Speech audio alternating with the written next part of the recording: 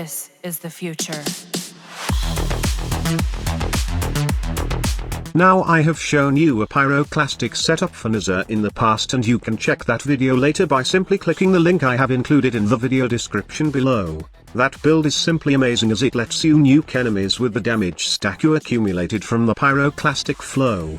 Go try that build later, but for now, let me tell you of another underrated Nezha build that you should also try right now. Before we continue, I would like to give credit where credit is due. I have seen this post on Reddit by Paul Lucas sharing in as a Chakram DPS build. The build is the usual Chakram setup, and we all know what this thing can do, but then I remembered, there's so much thing added in the game right now that it's worth a shot trying out again a Chakram setup. So, a blazing Chakram will shine if you have the right setup. First, you should know that this ability is best used with the Reaping Chakram Augment. The augment causes the projectile of blazing Chakram to increase the cause damage for each enemy hit by the attack. Additionally, it increases the spawn percentage for health orbs for each enemy hit. Secondly, it is wise if you impale enemies with Divine Spear. A blazing Chakram striking an enemy impaled by Divine Spears produces a second Chakram, which fires at a nearby enemy. Secondary Chakrams can create additional ones off of speared enemies. But take note of this. Charged throw will also produce charged Chakrams, which will not seek out enemies or bounce, and often fly off in random directions. Therefore, uncharged throws are much more well suited to generate many Chakrams and ramp up Reaping Chakram's bonus damage. Third, you can add more damage to the heat procs of the Chakram with primer weapons now, and also, with the help of defense stripping abilities like Unru's Caustic Strike and Magnetic Flare,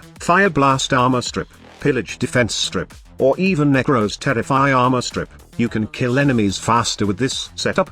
Now let's talk about the build. For Nezha, you would need the Reaping Chakram mod. Then, pair it with Archon Vitality for double the heat procs of each Chakram hit. Next, add enough power strength to increase the damage of the Chakram, give more absorption multiplier for your Warding Halo's survivability, and then add more strength to your defense stripping ability such as Necro's Terrify. Because this build does cause to drop health orbs most of the time, you would want to add the Equilibrium mod so you can convert those health orb drops to energy. And lastly, a decent range for Divine Spear to work properly. Stretch is enough, especially if you are using Terrify, so you won't scare enemies too much that you would be low in life support drop in Survival Steel Path Fissure.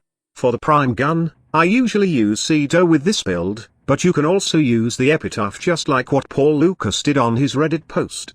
There are lots of non-meta builds that are powerful and fun to play with right now, and Nezha is just the start of this series. For more, be sure to check back later, and I hope you are enjoying the content. Thank you so much for watching. Squad Leader signing off.